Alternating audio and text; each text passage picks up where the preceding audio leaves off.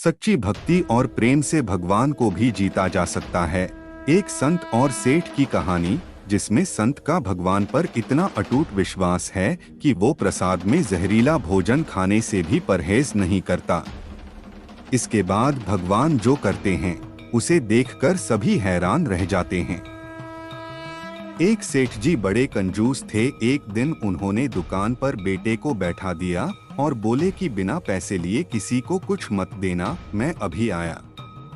अकस्मात एक संत आए जो अलग अलग जगह से एक समय की भोजन सामग्री लेते थे।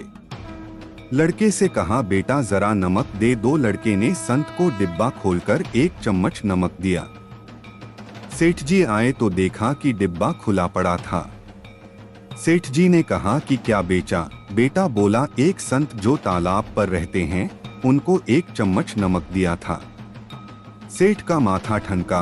वो बोले, अरे मूर्ख, इसमें तो जहरीला पदार्थ है। अब सेठ जी भागकर संत के पास गए। तब तक संत भोजन बनाकर भगवान का भोग लगाकर खाने की थाली लेकर बैठ चुके थे। सेठ जी दूर से ही बोले, महाराज रुकिए, आप जो नमक लाए थे नमक नहीं था बल्कि जहरीला पदार्थ था। कृपा करके आप ये भोजन न करें। संत जी बोले, भाई हम तो प्रसाद लेंगे ही, क्योंकि भोग लगा दिया है। भोग लगाकर भोजन छोड़ नहीं सकते। अगर भोग नहीं लगता तो भोजन बेशक छोड़ देते।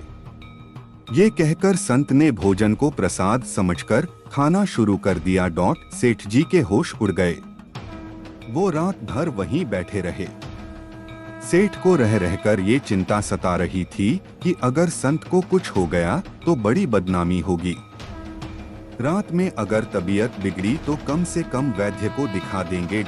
सोचते सोचते उसे नींद आ गई। सुबह रोज की तरह संत जल्दी उठ गए और नदी में स्नान करने लगे। सेठ जी ने कहा, महाराज तबीयत तो ठीक है।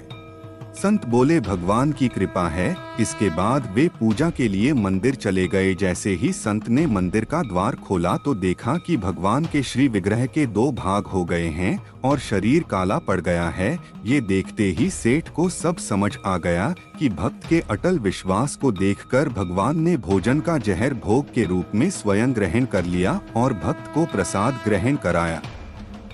इसके बाद सेठ ने तुरंत घर जाकर बेटे को दुकान सौंप दी और स्वयं संत की शरण में आकर भगवान की भक्ति करने लगा।